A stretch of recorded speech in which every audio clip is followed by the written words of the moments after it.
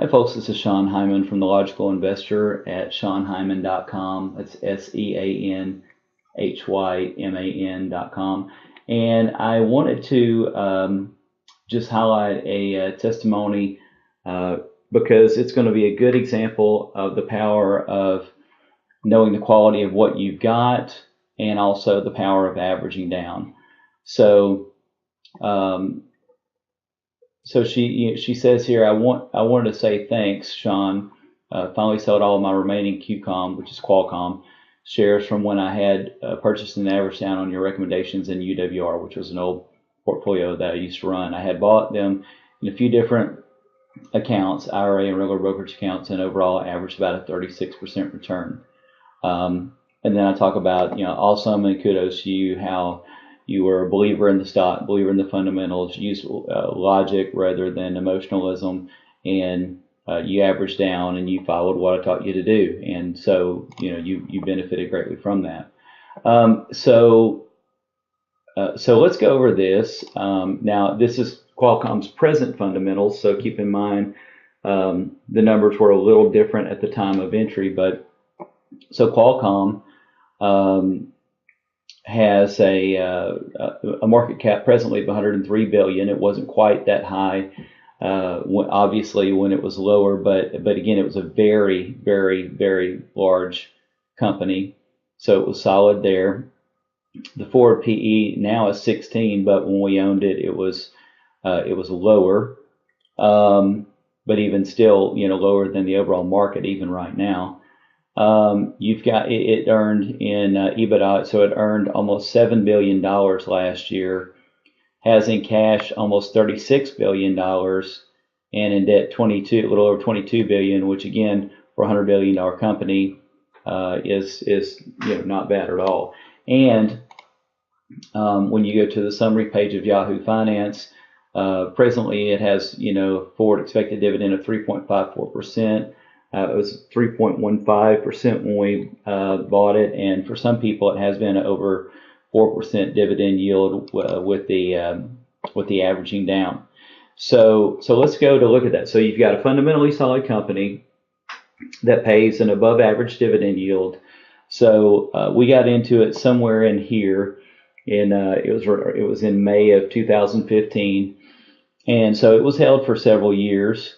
And again, some people, who averaged down were able to get out here, some were able to get out here, and some got out on this latest thing. So it didn't necessarily have to be held for that long per se, but the person still executed very, very nicely. So we get in here, technically, it looks good in an uptrend, pull back to a rising moving average. And so the first position is bought. Now, from that point, it starts taking a hit, and good stocks, in other words, good companies, can go down in stock price, just like there are companies who are bad stocks, bad companies that don't even make money that can temporarily go up in price. So a lot of people will confuse, oh, it's a good stock because it goes up, and it's a bad stock if it goes down. But that's just simply not true, because really, rather than saying good stock or bad stock, I would really rather you focus on good company or bad company, and how that relates to its stock price. Because its stock price and how it is as a company are not always reflective of each other. If they were, you could never capture a value, because the stock would pretty much always be trading at fair value. So there has to be times where people misjudge the stock in order for there to be values. So it started trading at a fundamental value here, and or it was in a fundamental value situation when we bought it and in an uptrend. And then of course I've told you that averaging down is imperative. And so the stock from there does nothing but go down for the next year.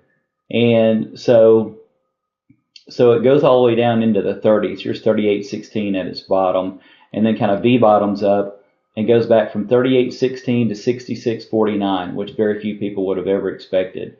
So it does that in under a year. Goes from there. So even that would put somebody mildly positive from there to there, but not anything to write home to mom about. You would capture some dividend and a little bit of appreciation. But if somebody averages down, so somebody could average down. Obviously, you don't know where the bottom is, but if you average down anywhere in here or anywhere in here, and still coming nowhere near the actual bottom here, you can see where if you got in a couple of averaging downs, your average price is so much lower. It's at like $50, let's say, and it goes to 66s here, it goes to 67s here, and it even goes to 70.27 as of today here. So which is very close to its decade highs. So having something that's fundamentally sound, the likelihood of it turning around and its value being realized and being brought back to a fair value in the not so distant future is very, very likely. I mean, I forget what it was at the time, but if it's a $103 billion company now, maybe it was an $80 or $85 billion company or $70 billion company, whatever, then. So again, that's a huge company. It paid an above average dividend. It had a ton of money in cash, ton of money in earnings. Its debt was low relative to its market cap. So, but yet there were still some people who chose to sell in here and some others in these dips here. So some of them sell in here because they think, well, the market is clearly right, because there's this Wall Street phrase that says the market's always right. And that's a trader terminology because when somebody's in short-term trades, they do have to stick with that near-term trend or else they'll get their lunch eaten. But investors don't have to do that. Over time, or in the short run, a stock doesn't have to be reflective. Stock's price doesn't have to be reflective of its strength or fundamentals at all. And so for a year, it did not reflect that at all. It goes from where we bought it, and it goes down for a solid year. Then it turns around, and see if you have only again buy in one time on a stock that's a value, you don't really have near as much advantage as you should have, because sure, you would make a slight profit if you sold out on here. You'd make a slight profit if you missed this one and sold out here, and you'd make just a little bit better if you sold out in here. But that's nothing compared to if you got an averaging down or two and still coming nowhere near the ultimate bottom. And again, even if you miss this V bottom, there's still other opportunities that were here, here, here, here, and here. So many opportunities to get in on it anywhere between $47 and $50 per share here. So again, even if you even if you're like asleep at the wheel and you miss a ton of these opportunities right in here, and you're between here and here, and you only get averaged, somewhere in here, you're still at a much greater percentage advantage here than you were just going in all in here and selling out. So, the point being is that, and of course I've been on each of these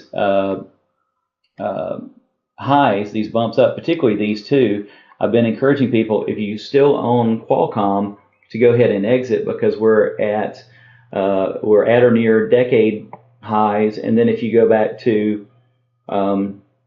its previous highs to that, it just had a spike high that was back at the top of the NASDAQ internet and tech bubble.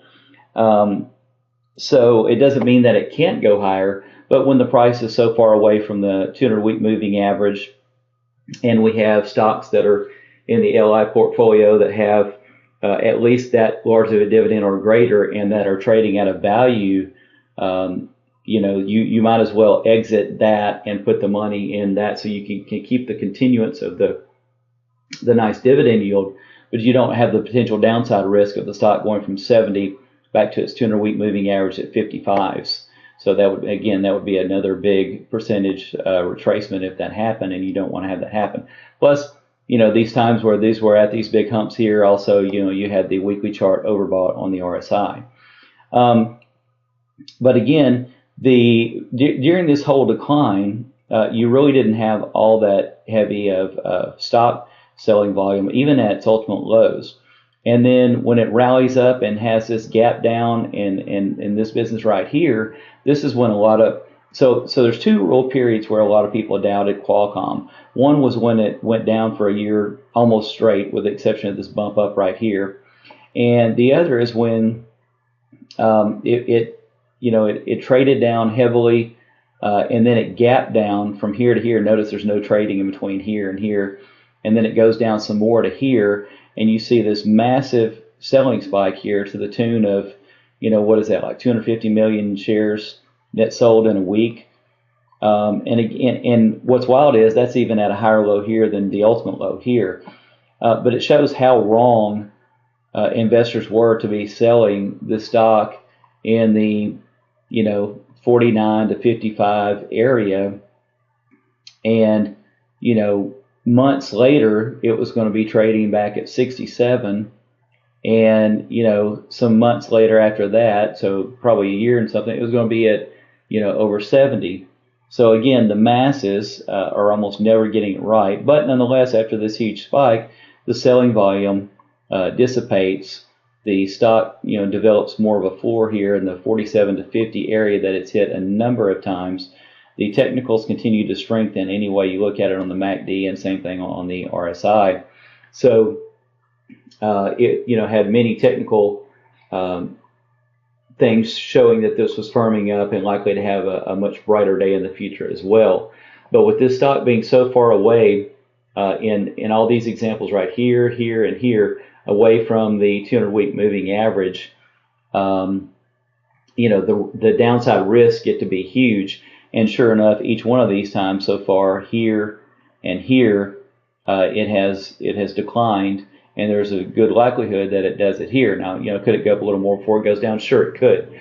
But point being, this lady, listen to what I said. She remained logical rather than emotional, because believe me, it's where you're tested is when this goes down. You have to believe in those fundamentals, and if you are not sold on it being a solid company and trading at a value, you're going to get emotional, and you're only going to believe what you see in the near term, and you're going to panic and sell out. And that's going to be the dumbest move you could make. And it's not going to be the market's fault that you locked in losses, and it's not going to be my fault that you locked in losses, because you didn't get that from me. It would be your own fault, because you haven't conquered your own emotionalism, your own fears, and you haven't switched from being illogical, which is emotional, to being a logical investor. And so that's why I hammer the emotional, psychological side of investing so much, because it's so important, because that's what you're dealing with. Markets and stocks, what they're doing, really teach you more about you than almost anything you'll find, because they make you stare in the mirror and deal with your own fears and in your own psychology and what's between our ears, So, and the more when we get to doubting ourselves or our position, you go back and look at the fundamentals and go, oh yeah, I'd lost track of. It was an 80 or 100 billion dollar company, and that it had 30-something billion dollars in cash, and that its debt was low relative to its overall market cap, and that it has billions in earnings, and it has an above average dividend yield, etc. When you remind yourself of all that, you go, okay, this isn't a stock that's going to zero. I mean, it's too fundamentally sound to go to zero. So this bleeding's going to stop at some point, and the PE is going to get so cheap anyway, the institutions will come in and bid it up. And so that's what happened, here, and that's what happened even in all these areas on these dips. Institutions come in and snatch it up when it gets too cheap fundamentally, and you see these shots higher in price. So anyway, that's it. That's all I really wanted to discuss. But I want it to be a visual reminder, and just really try to send this point home that one, the greatest of companies can have big fluctuations in the near term. And near term in investing, yes, is a year or so. I mean, it really is. If you go to your broker, they're going to tell you don't invest in anything that you can't leave the money in there for at least 5 to 10 years. Any good broker's going to tell you that. And with us, I tell you, because we use fundamentals, and because we only start investing when it starts to be a cheap valuation fundamentally, and then we do averaging down. So between all that and using technicals and sentiment, once we've resolved whether something's fundamentally sound and cheap, then that does crunch our time frame. So we can take that from a 5 to 10 year time frame down to, on average, a 2 to 4 year time frame. Some will be less than that time frame, some will be more than that. It is an average of 2 to 4 years, but it certainly gets us our returns quicker, and it gives us a good return over time. So anyway, I hope this resonates with you. I hope it helps you. Please share this, because anybody, it doesn't matter. This is not relative to if somebody owned Qualcomm stock. This is, you could put any name of any company up there, because it's not about a certain chart pattern, chart formation, or even company. It's about focusing on fundamentals and what's logical, rather than getting in the emotion of the moment of what a stock is doing in the near term, buying at a value, buying at the power of averaging down, and how that can help you crunch your time and exit something profitably. And also the fundamentals are what give you the strength and wherewithal to ride through this dip and these dips in this laborious period where you're feeling like the stock isn't doing a whole heck of a lot when it's near these low periods, to get to these high periods.